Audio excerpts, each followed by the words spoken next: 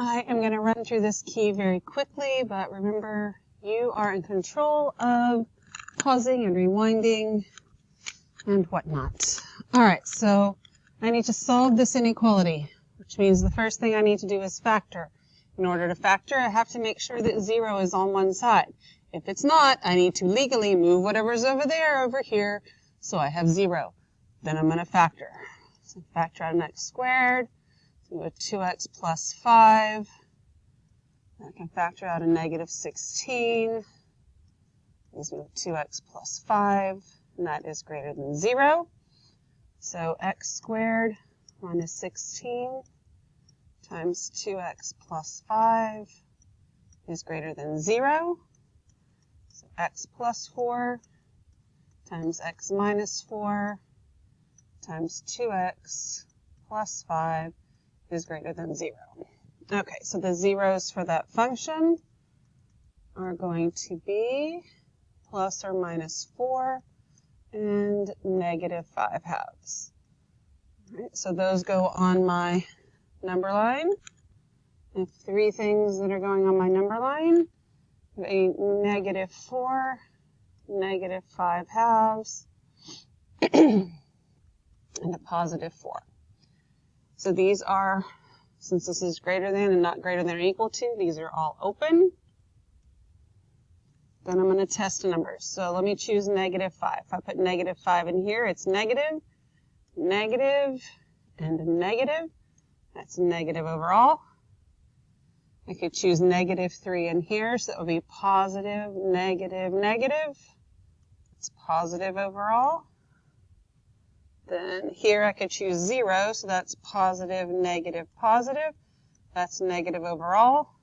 Then I can choose 5, positive, positive, positive. That is positive overall. So then I shade. This is negative, positive, negative, positive. Everything I just did is all part of creating the number line, shading and all, open circles or closed circles or whatever it may be. And then since I want it greater than 0, looking for when it's positive, so these are the two sections that I want here. So that means it's going to be from negative 4 to negative 5 halves. Those are open intervals since they're open circles. And I union that with 4 to infinity. All right. Now, moving on to rationals. So again, has to be 0 on one side of it. I'm good to go here. So now I just need to factor.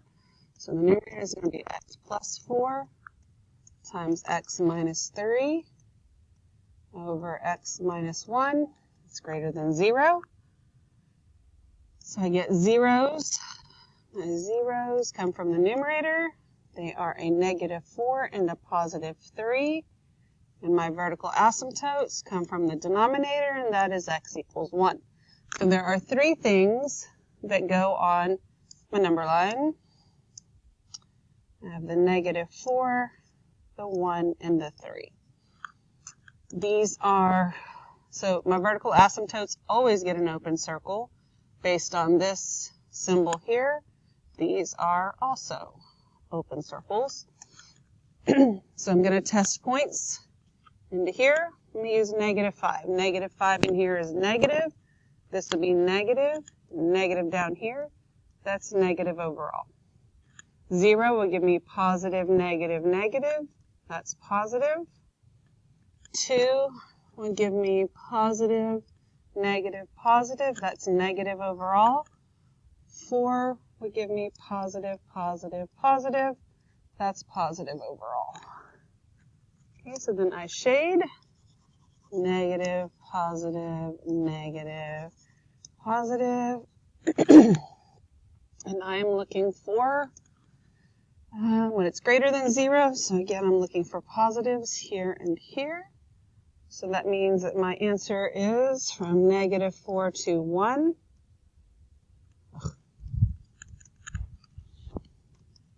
To 1, open, open, and then from 3 to infinity. All right. On the next one, I do not have 0 on one side, so I need to move that over. So that will give me 7 over x plus 3 minus 6 over x plus 2. That is less than or equal to 0. So I need to get my common denominator is going to be x plus 3 times x plus 2. So this function has to be multiplied by x plus 2 over x plus 2. This one has to be multiplied by x plus 3 over x plus 3. That is less than or equal to 0. So this gives me 7x plus 14 minus 6x minus 18 over x plus 3 times x plus 2. That's less than or equal to 0. So I'm going to move up here. So it's going to give me 7x minus 6x is x. 14 minus 18 is minus 4. Then I have x plus 3 times x plus 2. That is less than or equal to 0. So my zeros going to be x is equal to, I just have the 4, my vertical asymptotes, which are lines, so I write them as equations of lines. It's going to be x equals negative 3 and x equals negative 2. So 3 things go on here.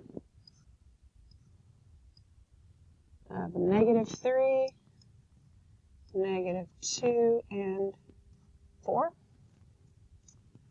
And vertical asymptotes always get open circles. This is less than or equal to, so my 0 gets a closed circle. Then I test points, and I'm testing it in here. So if I do negative 4, that would give me negative, negative, negative. That's negative over all. Then I could do negative 2.5. That would be negative, positive, negative. That's positive over all. 0 would give me negative, positive, positive. That is negative over all. And 5 would give me positive, positive, positive.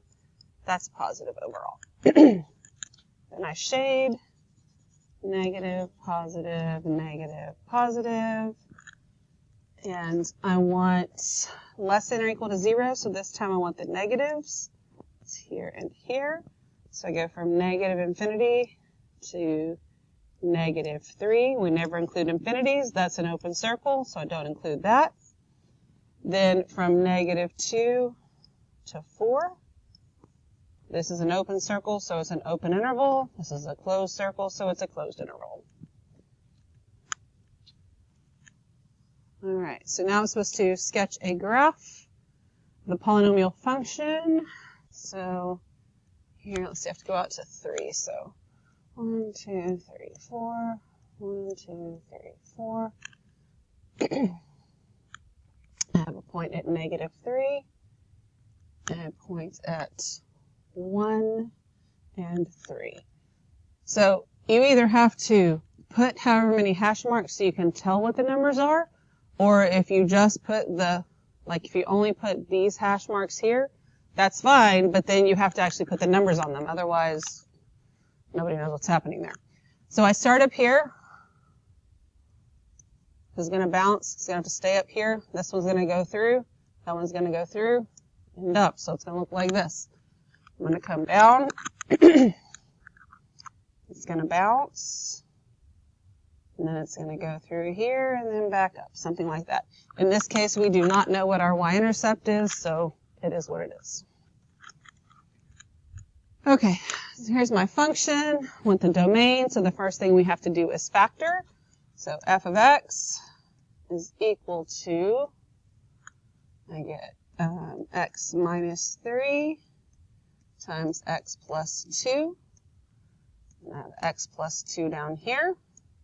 So my domain comes from the denominator. Whatever makes the denominator 0 means you can't have that in the domain. So this is the set of all x's such that x cannot equal negative 2. since I can cancel these out, I have a point discontinuity. The whole would be at -2 something. Well, this is my reduced function right here, so -2 minus 3 is -5. With my reduced function, I do not have a denominator left, so I do not have any vertical asymptotes. This is not an empty set. That would make no sense because a vertical asymptote wouldn't be a set of numbers to begin with. They are equations of lines. Okay, on the second one here, nothing to factor, so good to go there. My domain, set of all x's such that x cannot equal -5. There was nothing to reduce, so there are no holes. Again, empty set would not make sense because it's not a set of numbers to begin with. Vertical asymptote, x equals -5. All right, need to factor this one. So I'm going to get x plus 4 times x minus 4 over x times x minus 4. So my domain comes from the denominator. It's a set of all x's such that x cannot equal 0 or 4. I can reduce something, which means x minus 1, x minus 4 equals 0, x equals 4. Then I use my reduce function, which is that right there. Substitute in 4, so 4 plus 4 is 8, divided by 4 is 2. My vertical asymptote comes from this right here, so x equals 0.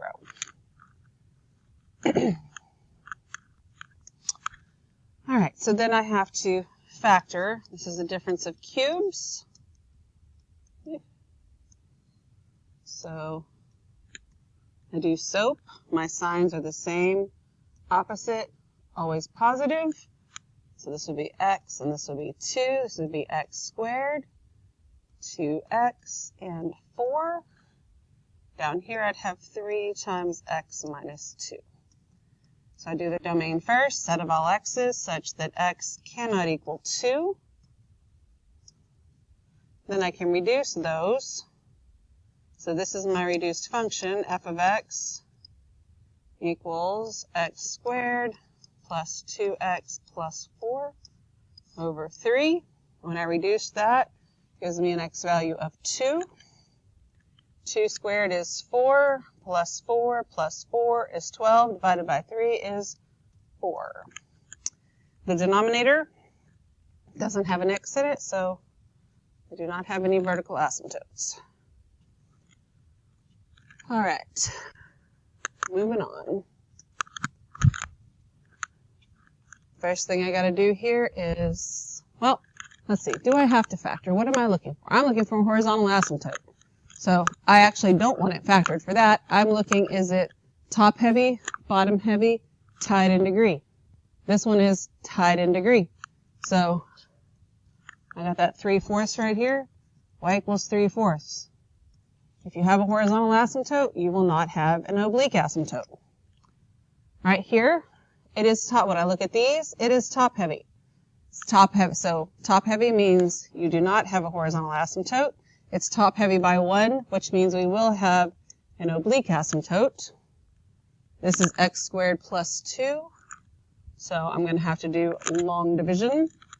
So let's see, x squared plus 2. I'm going to divide that into, and I'm going to use this up here since I don't have anything to write there. X cubed plus 2x squared minus 5. Okay, so x squared goes into x cubed. X times, oh, look at that. I have a missing factor there. This should be plus 0x, then minus 5. So x squared goes into x cubed, x times. This is x cubed plus 2x. So then I subtract, and this is going to give me 2x squared minus 2x minus 5. X squared goes into 2x squared, a positive 2 times. And then I'm going to have a remainder, but I don't need any of that, so I don't even need to do the rest. It's x plus 2. Okay? You have to actually show some work to get that. If you guess at it, I'm not taking that. All right. So, on this one is bottom heavy. Bottom heavy means that it has a horizontal asymptote of y equals 0, so it does not have an oblique asymptote. Here, once again, they are tied in degree. You look at this. So I get y equals 4, which means you cannot have an oblique asymptote. This last one is top heavy. So this will be none, which means, and it's top heavy by 1, so I will have a slant asymptote. This time I can do synthetic division, so I'm doing synthetic division. This would be 4, negative 1, and 2. So this would be 4. This would be negative 20. This is negative 21. This is 105. This is 107. Which means my equation of my line is 4x, y equals 4x minus 21. Alright. Okay, so this last set, gotta find my zeros. So I do need to factor this. So f of x is going to equal, so this will be x minus 5 times x plus 1. And this will be x minus 5 times x minus 2. Okay, zeros come after reducing, so I can cancel these out, which means I have point discontinuity when with the x value of 5. I don't have a place to write it here, so I'm not going to. This is my reduced function, so my zeros, I just have 1, and it's at negative 1. My y-intercept is when x is 0, so if those zero out, you get negative 1/2, so it's 0, negative 1/2. All right, so then here I need to factor, so I get f of x equal to get x minus 3 times x plus 2 over x plus 3. Okay, nothing to reduce there. My zeros come from the numerator, so I get a negative 2 and a 3. My y-intercept, it's actually easier to look at that, because if all that zeroes out, I get negative 6 over 3, which is negative 2. Then let's factor this one. F of x equals, so got x, oh, no, I changed this one. Hang on, back it up. So I changed this one to be f of x equals x minus 3 over x squared minus 2x minus 3. Okay, now let's do that one. So we're going to factor in the numerator, it's just x minus 3. In the denominator, you get x minus 3 times x plus 1. So again, we've got something that cancels out. My reduced function looks like this. So I have point discontinuity with the x value of 3, but that's not anything to write in here, so I'm not going to worry about that. My zeros come from the numerator. I don't have any, so that is the empty set. This is the only place in what we are doing right now where the empty set makes sense. Y-intercept, give me 0. Put a 0 in here, we get 1. Okay, so that's part 1. Part 2 was in Delta Math, and remember there's stuff in Delta Math that's not on the paper, but then I also gave you a part 3 today with these graphs. So let's look at these graphs. To graph these, we start by finding the vertical asymptotes. That comes from the numerator, the denominator, x equals negative 5. Your horizontal asymptote is the shift, so it's y equals 4. So we'll put those in here. X is at negative 5. 1, 2, 3, 4, 5. and y equals 4 right there. Okay, so since I have those, I'm going to ignore that now. My parent function, f of x, equals 1 over x, and it looks like this. So, I use the yellow asymptotes as my new x and y axis. I go to 1, 1, because if I substitute in 1, it gives me 1. But this tells me that I reflect in my new x-axis and have a vertical stretch of 3. Then if I substituted 2, I'd get 1/2. So I go to 2, 1/2, reflect in the x-axis, vertical stretch by 3. 3 times 1/2 is 3/2. Oh, my pen wants to be stupid again. Great. All right, almost here.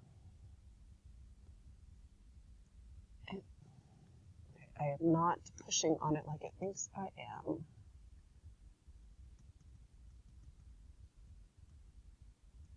Okay, it's kind of the best I can do there. All right, and then when I put in 1/2, that would get me to 2, but I reflect, and then I have a vertical stretch of 3, so that gets me here. Looks like that. So this is what this part of the graph looks like. I have to be able to see your points. Those of you that put little tiny dots and then your line covers them up and I can't see them, I'm not counting them. They don't have to be ginormous, but I have to be able to see them. All right, so then I go to, I'll start here at -1, -1, but then I reflect. I have a vertical stretch of 3. Then I go to -2, 1/2. Oh, I'm sorry, -2, -1/2. Reflect, vertical stretch of 3, -1/2, -2, reflect, vertical stretch of 3. Looks like this. So then my domain, I'm going from -infinity to -5, and I union that with -5 to infinity.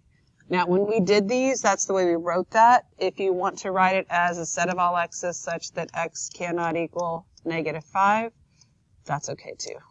Take either one. I'm just doing this because that's what we did on the notes for these. And then we go from -infinity to 4, and then from 4 to infinity. All right, let's try this next one.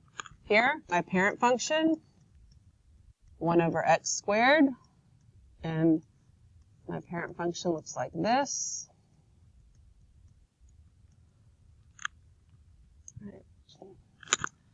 And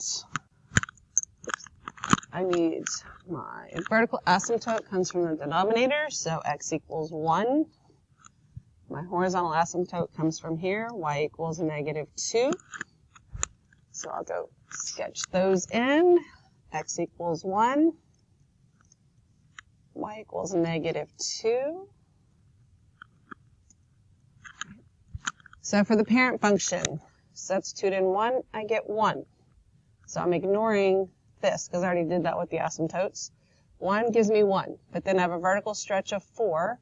So 2, 3, 4. So 1/2, or I'll substitute in 2, that would give me 1/4 because it's 1 over x squared. Multiply that by 4, I get 1. 1/2 gives me 4. Multiply that by 4, and I get 16. I'm way off my graph. So this is the only part that I have. This has straight up symmetry here. So at this point and this point, or you can count them again, it doesn't matter. Again, got to be able to see your points. So -infinity to 1, and then 1 to infinity. My range starts at -2, -2, and goes to infinity. Okay, so don't forget that you have a Delta Math review also. Go over the quizzes that you got back and your notes so that you're ready for this test. You've had like 3 days of review now.